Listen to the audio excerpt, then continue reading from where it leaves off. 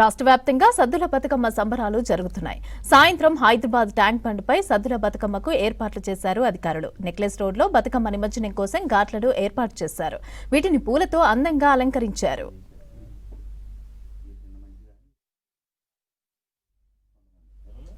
మరిన్ని వివరాలు tank bund నుంచి మౌనిక అందిస్తారు.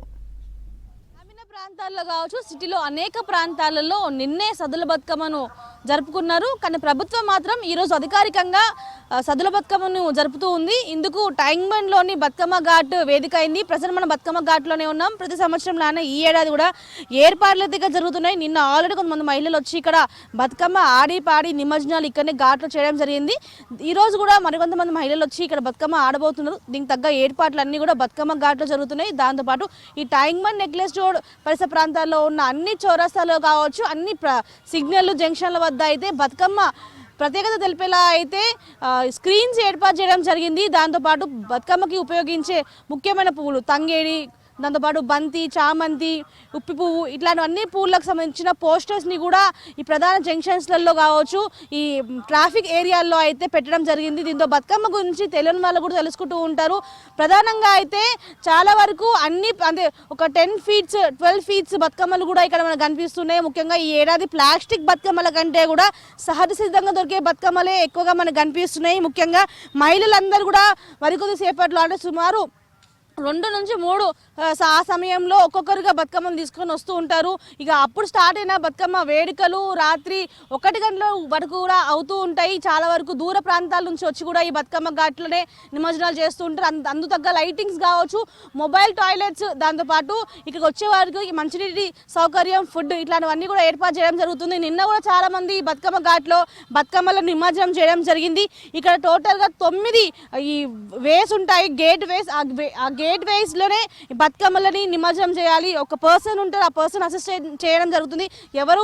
ఎవరికి వాళ్ళు నిమజ్జనం చేసే ఆప్షన్ లేకుండా ఒక పర్సన్కి ఇస్తే ఆ పర్సనే వెళ్ళి నిమజ్జనం చేస్తూ ఉంటారు.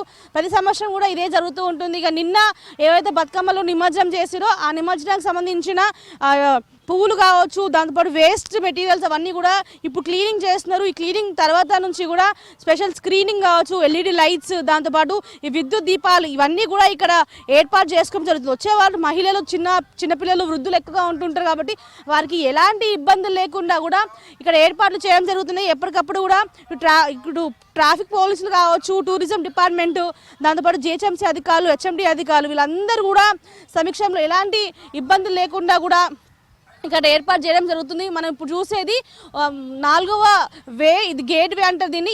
ఈ గేట్ వే నుంచి కూడా మహిళలందరూ కూడా ఒక్కొక్కరుగా ఈ బతుకమ్మలను తీసుకొచ్చి ఇక్కడ నిమజ్జనం చేస్తూ ఉంటారు.